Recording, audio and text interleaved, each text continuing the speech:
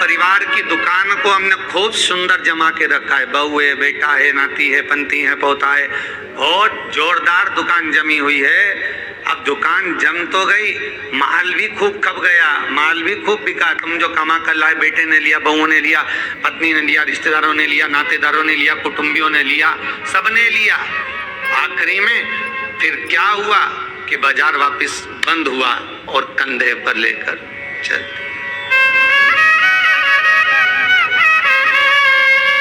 फिर निवेदन करूंगा, तुम दुकान पर बैठकर व्यापार में, व्यवसाय में, नौकरी में, तुम दुकान में जितना बैठकर कमा रहे हो उसका भोग तुम्हारी पत्नी, तुम्हारे बच्चे, बहुएं, पोता पोती, रिश्तेदार, कुटुंबी सब भोगेंगे। पर तुमने जिस तरह से कमाया है उसका भोग तुम्हें अकेले ही भोगना पड़ेगा, कोई दूसरा नहीं भोगेगा।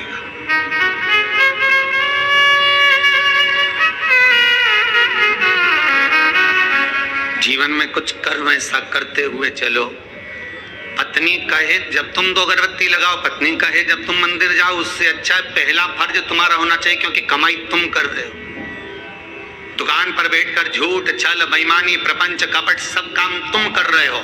पत्नी ने एक बार भी नहीं बोला कि तुम छल करना, कि बेईमानी करना, कि कपट करना। उसने तो केवल शादी के समय पर 7 भावर ली थी, तब पंडित जी ने खिलवा दिया था। पत्नी के 7 वचन में से एक वचन था कि मैं तुम्हारे साथ ब्याह कर जा रही हूं तो मेरा भरण पोषण तुम्हें करना है, पर इतनी सी बात थी। उसके बाद पत्नी ने एक बार भी नहीं कहा कि तुम ढेर सारा कमा कर लेकर आओ। बच्चे कभी नहीं कहते कि पिताजी आप हमारे लिए झूठ बोलो, कपट करो, छल करो, बेईमानी करो। बच्चे कभी नहीं कहेंगे, ना पत्नी कहेगी।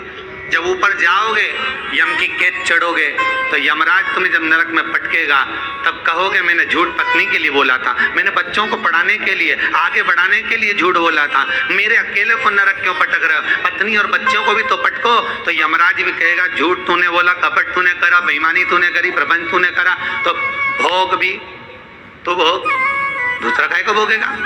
इसलिए माता तुम्हें चिंता करने की जरूरत नहीं, तुम तो जोरदार जूड़ा मूड़ा बांध के अच्छे से रहो। पर मुख से तुम्हारा नाम है धर्म पत्नी। एक होती है पत्नी जो पति को पतन के रास्ते पर ले जाती है, सिनेमा घर ले जाती है, मायके ले जाती है, शॉपिंग मॉल ले जाती है, वो पत्नी कहलाती है। एक होती है धर्म पत्नी जो पति को धर्म के पथ पर लेकर जाती है। एक होती है धर्म पत्नी जो पति से कहती है, कथा आ रही है शिव महापुराण की, थोड़ी देर सुन लेना। अरे तुम्हें दुकान पे नहीं बैठो, दुकान पे टीवी लगवा लो, दुकान पर मोबाइल रख के सुनो। अरे नेट का खर्चा कौन रिसीवर वाला महाराज देगा? 150-200 रुपए का नेट चले तो कौन कौन महाराज देगा क्या? तो पत्नी उस समय पर एक शब्द जरूर बोल दे कि कमा किसके लिए रहे हो, पहले ये तो बता। घर में रोटी का डब्बा लगा लगाया रह जाता है, पत्नी फोन कर करके रह जाती है, आ जाओ भोजन तैयार है, आ जाओ। ग्राहक ऐसे टूट पड़ रहे कि 1 मिनट तो खाना खाने की फुर्सत नहीं। और बच्चा टिफिन लेके आ गया तो टिफिन 2 घंटे तक रखा दिया, ठंडा हो गया, सारा की सारा बेकार हो गया। और तुम वो ठंडा भोजन गाय की सांदी जैसा बस खा रहे, ऊपर से दुकानदार फिर ग्राहक बोल रहे सेठ जी मुंह में रोटी।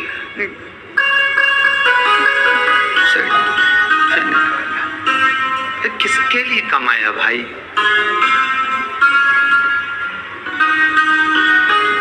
ना राम नाम लीनो तूने भरी जवानी में, तो डूब के मर जा रे चुल्लू भर पानी में। और समझने वाली बात तो ये है कि इतना बड़ा मनुष्य चुल्लू भर पानी में डूबे कैसे? इतना बड़ा मानव चुल्लू भर पानी में डूब के मरेगा तो मरेगा कैसे? ये सोचने वाली बात है। तो उसमें भी शास्त्र में वर्णन किया, जो मनुष्य भगवान का भजन नहीं करता, जो मनुष्य भगवत स्मरण नहीं करता, जो मनुष्य भगवत कीर्तन नहीं करता, जो मनुष्य कभी स्मरण नहीं करता, वो कीड़े की तरह जन्म लेता है और कीड़ा चुल्लू भर पानी में डूबकर मर सकता। धर्म पत्नी का फर्ज है। पति अगर कमा कर तुम्हें ला कर देता है तो तुम्हें चाहिए कि पति से कहो चलो दान करिए, चलो पुण्य करिए, चलो कथा सुनिए, संकीर्तन करिए। ये धर्म पत्नी का फर्ज है।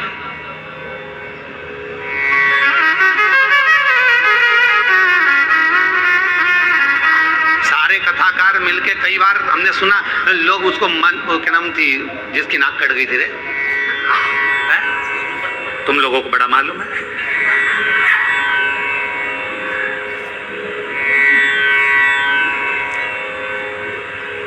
मतलब इतनी फेमस है वो, तुम्हें भी मालूम था? पटेल जी मालूम था? बड़ी फेमस है वो। होना भी चाहिए उसको फेमस, क्यों नहीं होना चाहिए? उसके बराबर दुनिया में कोई भक्त नहीं होगा भगवान का उसके जैसा। आप में से कितने लोग हैं जो भगवान के सामने जाकर कह दे मैं तुमसे शादी करूंगी? जितने लोग YouTube पर कथा सुन रहे, टीवी पर सुन रहे, ईमानदारी से बोल देना किसी ने जाकर भगवान के मंदिर में जाकर कहा हे भगवान मैं तुम्हारे साथ शादी करूंगी। तुम तो इंसान हो, वो राक्षसी थी शूर्पणखा जो भगवान के सामने सीधा प्रस्ताव लेकर पहुंच गई कि तुम सम पुरुष न मो सम नारी, इसलिए मैं तुमसे विवाह करना चाहती हूँ। भगवान इतने खुश हो गए कि जिंदगी में कहीं की तो मिली जिसने कहा कि तुम्हारे जैसा पुरुष नहीं होगा, मेरे जैसी नारी नहीं होगी। दुनिया समझे तब तो। या तो जो जाए भगवान के पास नहीं जा रहा, भगवान दुकान नहीं चल रही, भगवान छोरा दे दो, भगवान बहू दे दो, भगवान ये दे दो। भगवान भी इतना बोर हो जाता कि भगवान ने भगत से कहा एक आध दिन तू आके बैठ जा, एक बार आके बैठ जा। होता है एक भगत भगवान के पास पहुंच गया, भगवान सबसे ज्यादा अच्छी जिंदगी तुम्हारी है। भगवान ने कहा हमारी कहीं की जिंदगी अच्छी और क्या, बढ़िया चांदी की थाली में पकवान आ रहे, लोग पंखा झेल रहे, एसी का रूम तुम्हारा, सारे मंदिरों देखे क्या ठाट के बने हुए, मार्बल का फर्श, मखमल के गादी तकिया, क्या जोरदार जोरदार सारा ठाट, ऊपर चांदी का छतर लगा, हीरे के जेवरात पहने। भगवान सबसे ज्यादा सुखी तो तुम हो। भगवान ने कहा अगर ऐसा सुख है तो एक काम कर, 24 घंटे के लिए तू हमारी जगह खड़े हो जा, चल आजा। तो क्या उसमें क्या होगा? 24 घंटे का कोई सुख होता? भगवान कहने लगे तू खड़ा तो मैं तेरी जगह चले जाता, तू मेरी जगह चले जा। अब भक्त तो बहुत नाराज तो था ही, उसने कहा ठीक है उतरो नीचे, उतरो।